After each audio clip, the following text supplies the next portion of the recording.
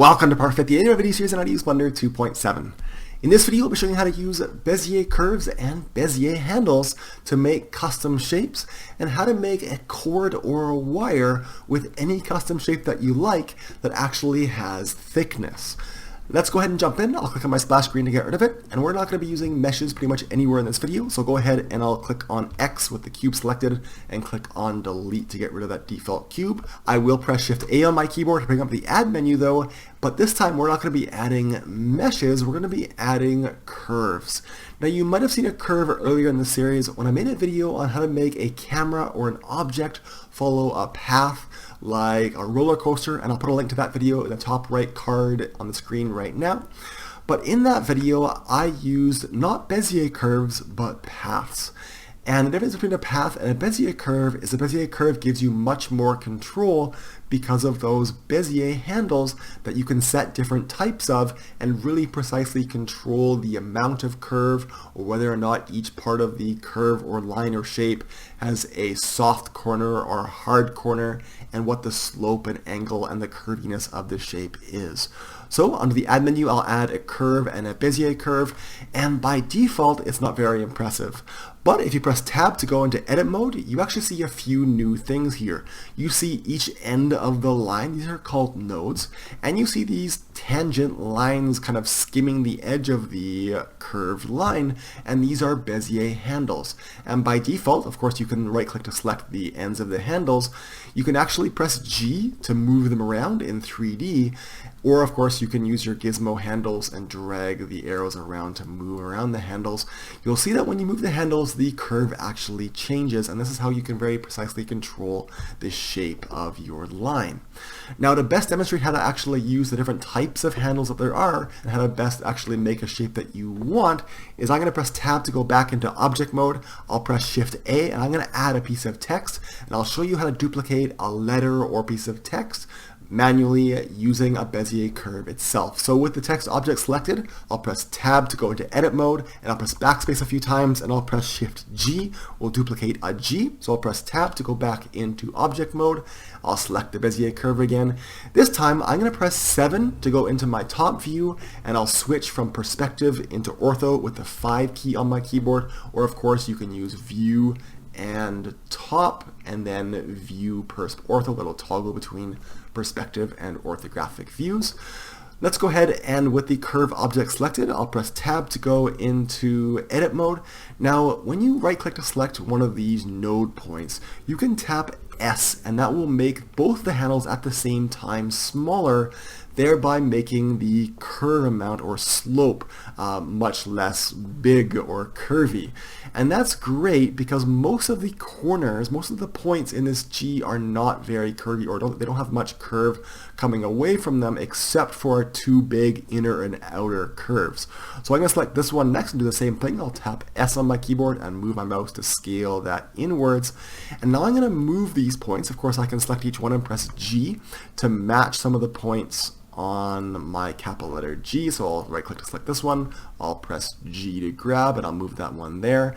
Now you'll notice these arrows or sort of diagonal lines coming off of your curve, and those are called normals. So if I press N to bring up this side panel and I scroll down to the bottom, I can actually turn off the normal display of my curve display right there, so now I can only see the line. And by the way, if you're watching this video in low resolution, you might not even see this line, so I would suggest watching it in 1080p or 1440p so you can see these lines on your screen best.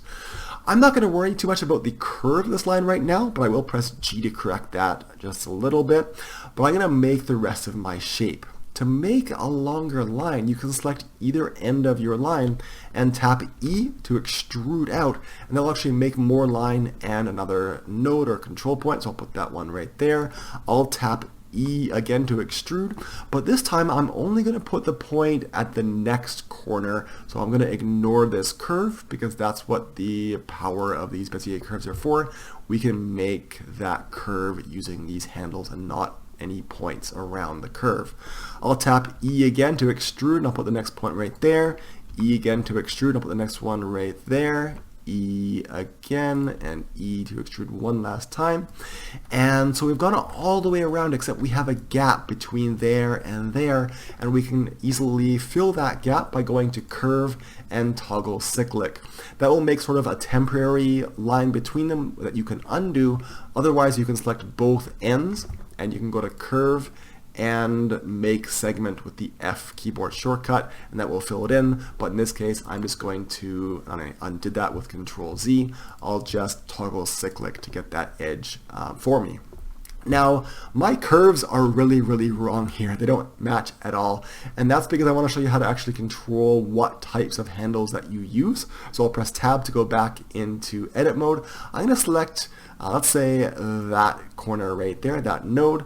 And I'll press V to go into the Set Handle Type menu. Again, you select a control point or a node, and you press V, and we're going to select vector. And that means that at this point, when I go to V and select vector, that the handles will now point in two different directions, and they'll actually point at the next node or control point in the curve. So now you can see this handle has pointed towards this node, and this handle is pointed towards this node, and you can select all of your points. In fact, I'll press A few times to select all of my nodes, and I'll press V and change them all into vector points. And as you can see now, most of our G matches, but all of the handles now point to the next one on the path.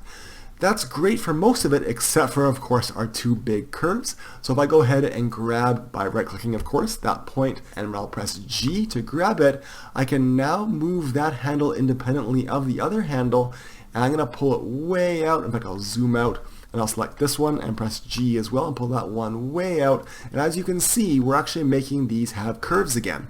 I'll press Tab to go back into edit mode. I'll do the same thing on the bottom of the G. I'll select this handle. I'll press G to move it around. And as you can see, if you can see that on your screen, that inside curve is starting to look like the inside curve of the G. I'll keep going. I'll go back into edit mode.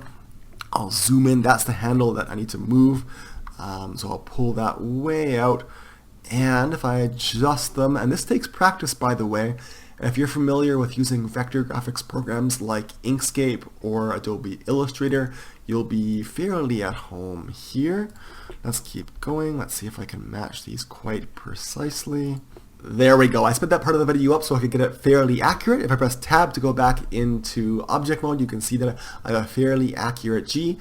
But the curve is quite jaggy, and that's because of its interpolation or resolution. So with the curve selected, I can go over to the Properties window, and under the Object Data tab, it looks like a triangle when you have a mesh selected, but we have a curve, so it looks like that.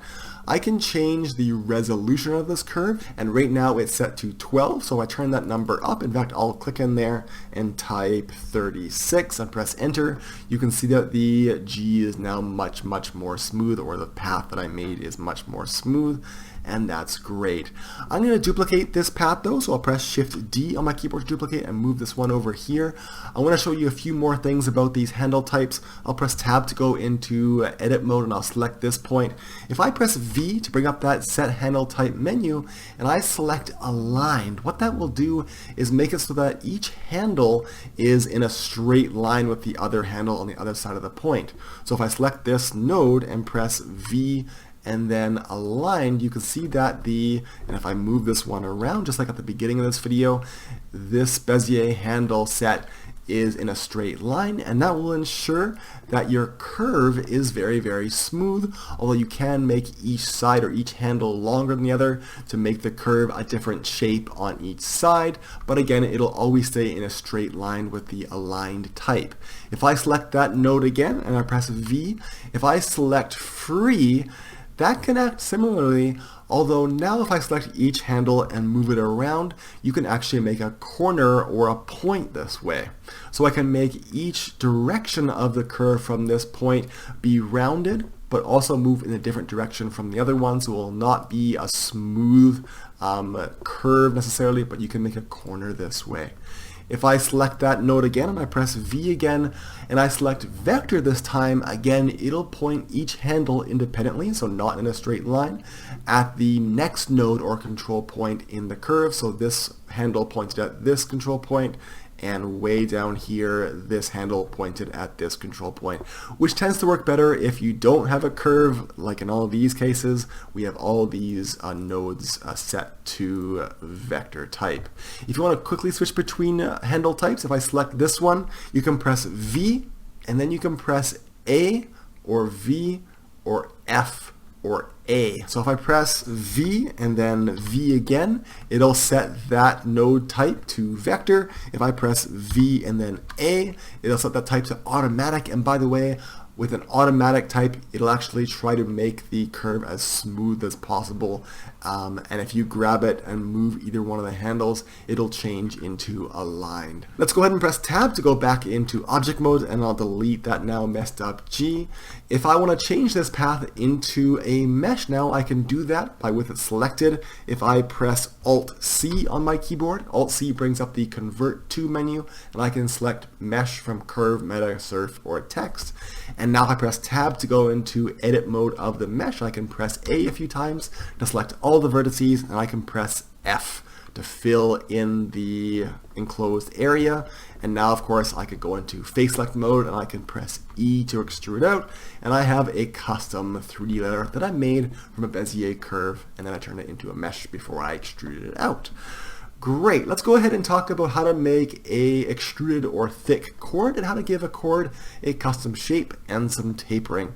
I'll delete both of these, curve and the text object, and I'll press Shift A, and I'm going to add another curve, Bezier curve, and so we get our default curve again. If I want to make this into, let's say, a wire or a chord in a 3D scene that I'm making, right now if I try to render this out, it's not going to render as anything because it has no volume. I can change that by having it selected, and under the Object Data tab, I can give it some bevel depth. So if I turn this value up a little bit, you can see that it's now basically extruding it out, and it looks kind of funny. It looks like it's just sort of a V coming off of the original curve, and that's because we have only half filled it. If I change this half to full, it will become sort of a square or diamond off the original shape. And if I change the resolution from 0 up higher, you can see that you can make a rounded chord of your simple curve. And if you press Tab to go back into edit mode, you can still edit the original curve. You can still even extrude it to make a longer chord, and then press Tab to go back into edit mode. And then of course at this point you could press Alt-C and turn this into a mesh. I'm not going to though, because there's lots of powerful features here.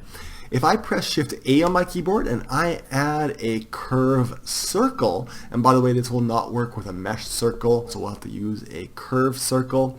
If I want to make a custom shape or even just define the circle that I'm using for the shape of the wire, I can make another path and make sure it's a closed path, or I'll just, in this case, use a circle. I'll press S to scale that down.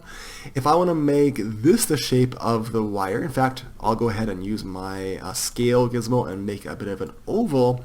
If I want to make this wire have that same oval shape, I can go down and with it selected, under the bevel object, I can select that Bezier circle that I made, and again this will not work with meshes, and now my wire has that oval shape.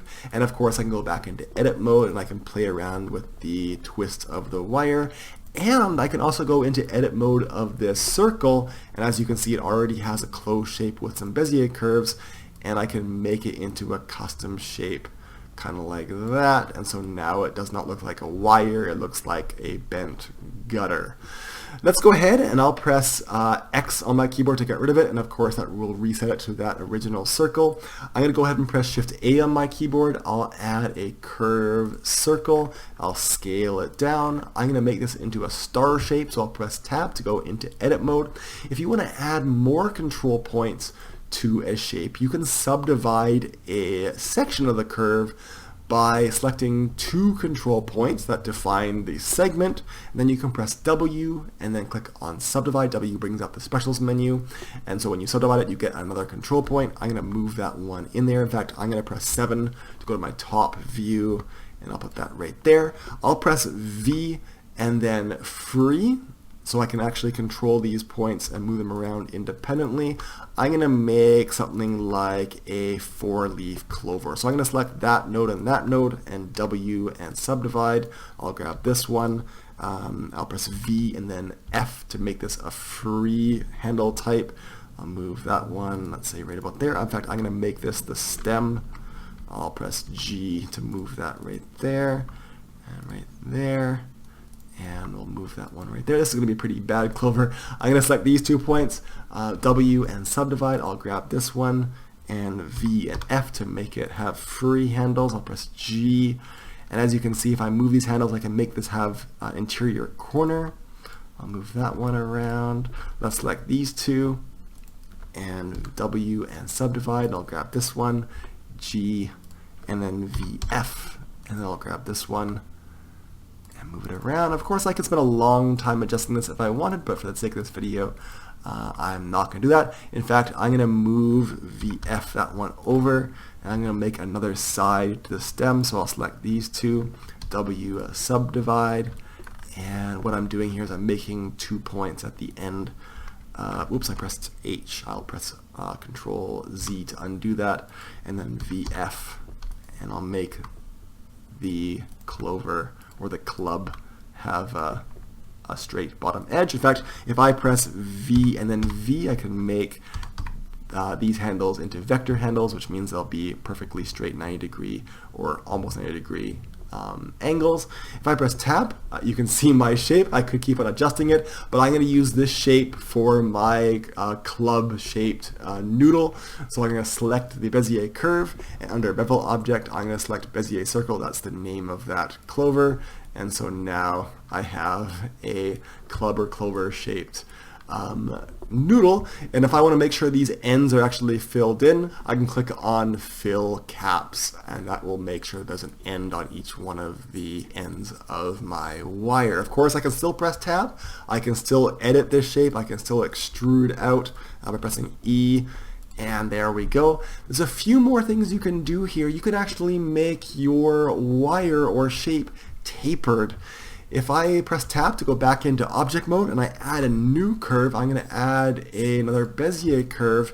I can define this shape, and I'll move it up here so you can see it, as the taper amount of this club-shaped noodle. To do that, I'm going to select this curve, and I'll give it a proper name up here in the Object tab. I will call it Taper Object, just T-O, and I'll press Enter. And now I'm going to select my original curve, and under the Object Data tab, I'm going to define a taper object right next to our original bevel object. So I'll click right here and select TO. What that will do is it will define the thickness of my wire as determined by the amount of change in this object on its local Y or green axis. Right now, if I look at this curve from the top, this end slopes really near down to its origin. That means this end of this wire is going to be very, very thin. But as you can see, from its original origin point, there's a lot of distance right here, and that will make this part proportionally of my original wire thicker. If I go into edit mode, and of course it tapers back down to this end. So if I press tab to go into edit mode now, and I move this end up, you're going to see that this end, the same corresponding end of the club-shaped noodle, is now getting bigger and thicker. And of course, I can keep going. And as you can see, it's sort of following that same amount or shape. Of course, I can grab curves and I can adjust things. If I want to make it a different kind of a slope, I can select both ends. I'll hold shift and select both ends, and I'll press W and subdivide. And now I can make this point be a different shape. So I can really make a custom shape. This end is still coming to a point because on the local y-axis of this curve, it's still going down at this end to the origin value. If I go beyond that, it'll get thicker, but as you can see, it's crossing over to the other side, which means it'll sort of go into 0 and then come back out of 0. So you might not want to do that. If at any point, and I'll subdivide these two, I'll press W and subdivide. If at any point you move that point back down to the origin again on the local y-axis, you can make it thin again. So this is quite a powerful tool. You can do things like lathe. That means you could make like a pole that moves in and out like a Coke bottle, or a post on a banister or railing. It is really quite powerful, but that will be it for this video. Please don't forget to like and subscribe to see more videos like this. Go ahead and check out my Facebook page at facebook.com/borncg. Thanks for watching, and I'll see you in the next one. Bye-bye.